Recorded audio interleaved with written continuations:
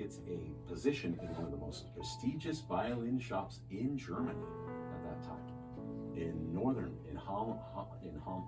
Germany.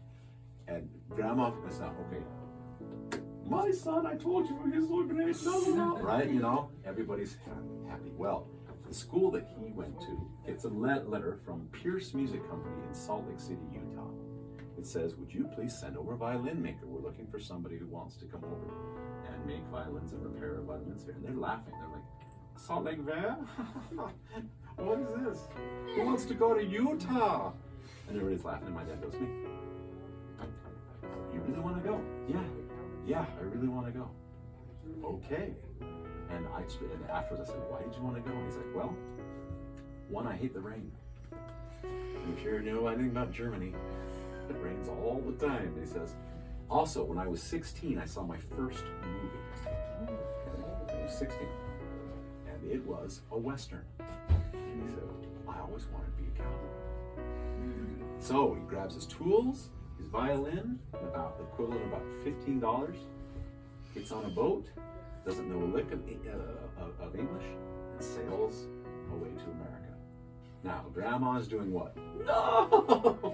What's wrong with you? I'll never see you again. No, you can't do this. Wow. You have a great boat. What are you doing? He's like, it's just not me, Mom.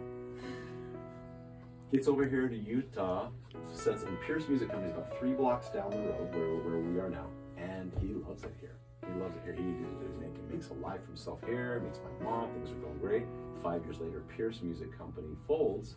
They just retire. They thought that one of their sons was going to take over. He didn't. They says, hey, Peter, you want to buy all our stock? He's like, yeah.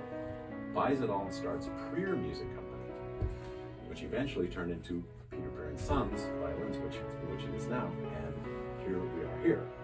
Well, people from all over kept calling him and bothering, Peter, please, teach me how to make a violin. He's like, I don't have time, I can't, no. Hey, Mr. Prier, teach me how to make a violin. No, I can't.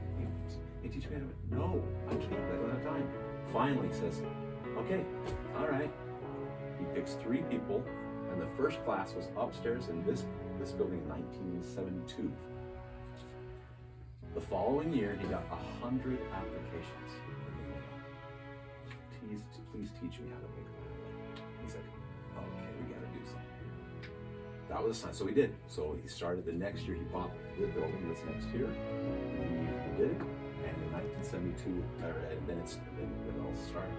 Well, he got angry phone calls and letters from every major violin shop in the United States, calling, pressing, why are you doing this? You will wreck the art. What are you doing teaching people to make violins? You're going to ruin it for everybody. What's wrong with you, Peter?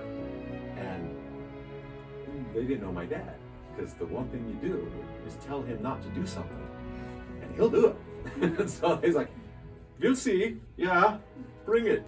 So he did, and basically 20 years later, in 1992, the Violin Making Association of America held a huge banquet in his honor for his pioneering efforts in violin making and teaching violin making in the United States. Because what he did basically is all the graduates that happened that graduated those 20 years would go out all around the world, enter their violins into competitions, and they win gold medals.